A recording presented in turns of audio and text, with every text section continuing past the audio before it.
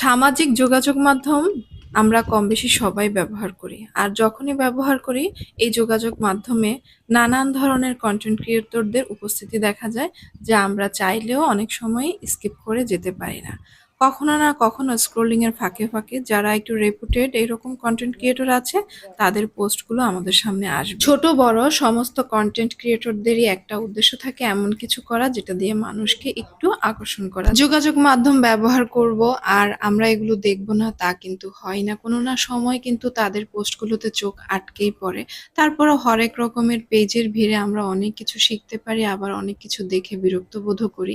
যাই হোক, ভালো লাগুক আর বিরক্ত বোধই করি না কেন, যখনই এরকম একটা পোস্ট সামনে আসবে কিছুক্ষণ আমরা স্ক্রলিংটা বন্ধ রাখবো, ততক্ষণে কিন্তু ফেসবুক বুঝে যায় আমি তা দেখছি।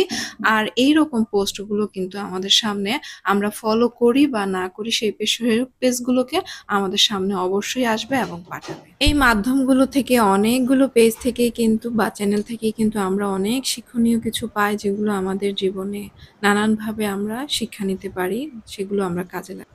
আমিও অনেক কিছু দেখি, আবার অনেক কিছু আমার মাধ্যমে অনেকেই দেখে, এর মাধ্যমে কিন্তু অবশ্যই একটা শিক্ষণীয় কিছু থাকে।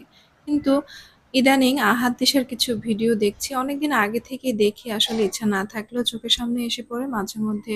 হয়তোবা ৫ মিনিটের ভিডিওতে আধা মিনিট ১০-২০ সেকেন্ড এভাবেই দেখা হয়ে। ক্যামেরার বাইরের জীবন আর ক্যামেরার সীমাবদ্ধতার জীবন কিন্তু অবশ্যই এক না। কিছু উঠতি বয়সী ছেলে মেয়ে কিন্তু সেটা অবশ্যই না বুঝে অলরেডি এই ৩-৪ বছর তাদের ভিডিওগুলো দেখে দেখে নিজেদের জীবনে কিন্তু অনেক বড় সিদ্ধান্ত নিয়েও ফেলেছে।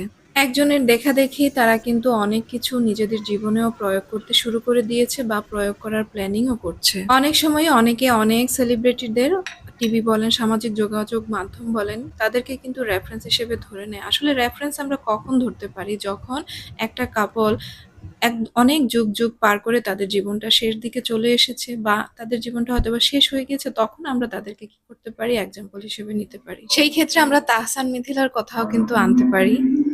তাদেরকে শুরুতেই কিন্তু আমরা এরকম বেস্ট কাপল বলেছিলাম, কিন্তু এখন দেখেন কি হলো। অবশ্য টিভির সেলিব্রিটিরা কিন্তু তাদের অনেকটা জীবন প্রাইভেটও রাখে, তারপর আমরা তাদেরকে নিয়ে লাফাই। আর এখনকার সামাজিক যোগাযোগ মাধ্যমটা দেখেন, তারা সবকিছু দেখায়, এত সুন্দরভাবে দেখায়, নাটক সিরিয়ালের মতো জীবন দেখায়, যেন সবাই তাদেরকে দেখে অনুপ্রাণিত হয়। কিন্তু আলটিমেটলি ২-৪ বছরের মধ্যেই কিন্তু তাদের আসল রূপটা বেরিয়ে আসে। আহাদ তুষি এখানে কোনো টাইটেল না, তাদের মতো কিন্তু আমরা অনেক রেফারেন্স দিতে পারি।